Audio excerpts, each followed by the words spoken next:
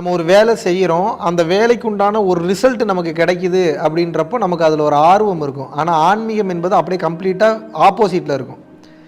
உங்களுக்கு எதையுமே அவ்வளோ சீக்கிரம் காட்டாது. அதுவும் நீங்கள் செஞ்ச பாவங்கள் ரொம்ப ஜாஸ்தி இருக்குது அப்படின்னா அவ்வளோ சீக்கிரம் இறைவன் இறை அனுபவங்களை கொடுக்க மாட்டார். இறை அனுபவங்கள் உங்களுக்கு கிடச்சிருச்சு ஒரு பயிற்சி பண்ணும்போதோ இல்லை கருணை உணர்வோடு இருக்கும்போதோ இறை அனுபவங்கள் கிடைக்கிது, மிராக்கலான ஒரு எக்ஸ்பீரியன்ஸ் கிடைக்குதுன்னா உங்களுக்கு அதில் நம்பிக்கை வரும், நம்பிக்கையோட பயணம் பண்ணுவீங்க. ஆனால் இறை அனுபவம் அவ்வளோ எளிதில் கிடைக்காது. காரணம் என்ன அப்படின்னு வந்து கேட்டிங்கன்னா, உங்களது பாவச் செயல்கள் அதிகமாக இருக்கும்போது அது அழியிறதுக்கே கொஞ்சம் டைம் எடுக்கும்.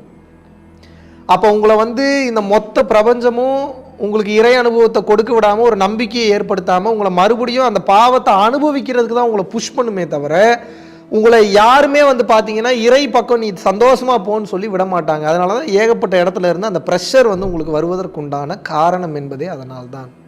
அப்போ இதில் நீங்கள் என்ன புரிஞ்சுக்கணும் அப்படின்னு வந்து பார்த்தீங்கன்னா, நிச்சயமாக ஆன்மீக பயிற்சி, யோக சாதனை எது செய்தாலும் சரி, எந்த சாதனை பண்ணிங்கனாலும் சரி, ஒரு சில நேரத்தில் அனுபவங்கள் கிடைக்கும், பல நேரங்களில் அனுபவங்கள் கிடைக்காது. அதற்காக நாம் பயிற்சியை நிறுத்தக்கூடாது.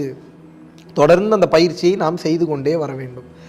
ஏன் அந்த பயிற்சியை தொடர்ந்து வந்து செய்ய சொல்கிறோம் அப்படின்னா, நாம் பயிற்சி செய்ய செய்ய நமக்கே தெரியாமல் ரொம்ப ஆழமான லெவலில் அந்த மாற்றங்கள் என்பது செல்களுக்குள் ஏற்படும். எப்போ ஆழமாக அந்த செல்களுக்குள்ள அந்த மாற்றங்கள் ஏற்பட ஆரம்பிக்கிறதோ அப்போ தான் அது கொஞ்சம் கொஞ்சமாக மாற்றம் நடக்கும். நம்ம நினைக்கிற மாதிரி உடனே எனக்கு பெரிய பெரிய அனுபவங்களாக கிடைக்கணும், நான் அதை பார்க்கணும் இதை பார்க்கணும் அங்கே போகணும் இங்கே போகணும்னா ஒன்றுமே பண்ண முடியாது. உங்களுக்கு எதுவுமே செட் ஆகாது. எதிர்பார்ப்பு இருந்ததுனாவே நீங்கள் ஆன்மீகத்தில் ஜெயிக்க முடியாது.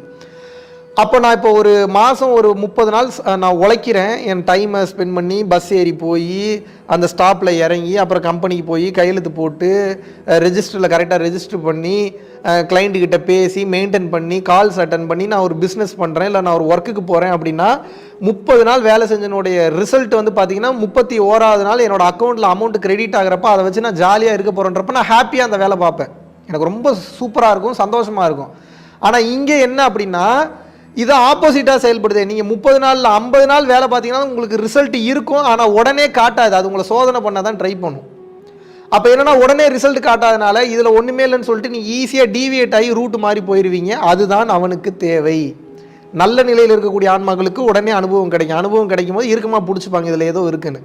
பட் நிறைய தவறுகள் செய்த ஆன்மாக்களுக்கு உடனே அனுபவம் கிடைக்காது. அப்போ என்ன அப்படின்னா இவனை ரூட் மாத்திரக்கே ட்ரை பண்ண, ஆனால் என்னானாலும் பரவாயில்ல இதை நான் கரெக்டாக ரெகுலராக நான் பண்ணுவேன்னு இருக்கக்கூடிய விடாப்பிடியாக வைராகியம் கொண்ட ஆன்மாக்களுக்கு மட்டும்தான் இறைவனின் அனுகிரகம் கிடைக்கப்பெற்று இறை அனுகிரகம் சீக்கிரம் வந்து கிடைக்கும். அப்போ அந்த தன்மையில் நம்ம விடாமல் பயணம் பண்ணிகிட்டே போகணும். டயர்டாகிறது சகஜம்தான்.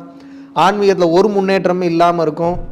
சில நேரத்தில் நம்ம ரொம்ப பாதிக்கப்படுற மாதிரி இருக்கும். இது எல்லாமே கேம் தான். இந்த கேமில் இது எப்படி அப்படின்னா, இப்போ ஒரு எக்ஸாம்பிளுக்கு ஒரு கேம் ஒன்று இப்போ நான் ஆரம்பிக்கிறேன்னு வச்சுக்கோங்க. புவர் அண்ட் ரிச்னு ஒரு கேம் பேர். ஒரு எக்ஸாம்பிளுக்கு டக்குன்னு அந்த கேமில் வந்து ஒரு கேரக்டர் உள்ளே போனோடனே ஒவ்வொரு பொருளை சாப்பிடுது. ஒவ்வொரு பொருளை சாப்பிடும்போது அது வளருது. வளர வந்து பார்த்தீங்கன்னா அதுக்கு ஒரு பவர் கிடைக்குது. பவர் கிடைக்கும்போது வீடு கட்டுது, வாசல் கட்டுது, அதை பண்ணுது இதை பண்ணுது, அங்கே போகுது இங்கே போகுது. டக்குன்னு வந்து பார்த்தீங்கன்னா ரூட் மாதிரி ஒரு இடத்துல ரைட்டு திரும்புறதுக்கு பதிலாக லெஃப்ட் திரும்பி போயிடுச்சு. அதோட வெயிட் குறையுது. அது சம்பாரித்த வீடு பணம் சொத்து பொத்தெல்லாம் கரையுது, அழியுது. மறுபடியும் ஐயோ ரூட்டு தப்பான ரூட்டில் வந்துட்டோமேன்னு சொல்லிட்டு மறுபடியும் ரைட் ரூட் எடுக்குது. ரைட் ரூட் எடுக்கும்போது மறுபடியும் அது கிடைச்சதெல்லாம் கிடைக்கும். இப்படி இது ஒரு கேம், மனிதன் வாழக்கூடிய ஒரு கேம். இந்த கேமை சீரியஸாக எடுத்துக்காதீங்க, ஜாலியாக விளையாடுங்க. அப்போ தான் நீங்கள் ஜெயிக்க முடியலைன்னா ஜெயிக்க முடியாது. எப்போ ரொம்ப சீரியஸாக விளையாடுறீங்கன்னா பதட்டம், ஸ்ட்ரெஸ், டிப்ரெஷன் வந்து கேமில் வந்து நீங்கள் டிசீசஸ் உங்களுக்கு வந்து பல பாதிப்புகள் என்பது உங்களுக்கு ஏற்படும்.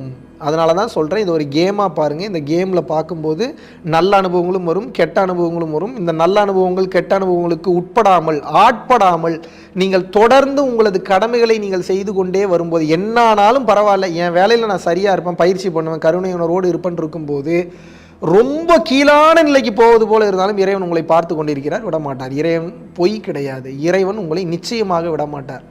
அந்த அர்ப்பணிப்பில் நீங்கள் இருக்கும்போது அந்த மிராக்களை நடத்தி கடைசி நேரத்தில் அந்த மாற்றத்தை கொடுத்து உங்களை உயர்ந்த கட்டத்திற்கு உயர்த்துவார். ஆனால் அது வரைக்கும் உங்களை போட்டு பார்த்துருவார், சும்மா விடமாட்டார். ஏன்னா இறை பாதைக்கு திரும்புறீங்க, சும்மாவா?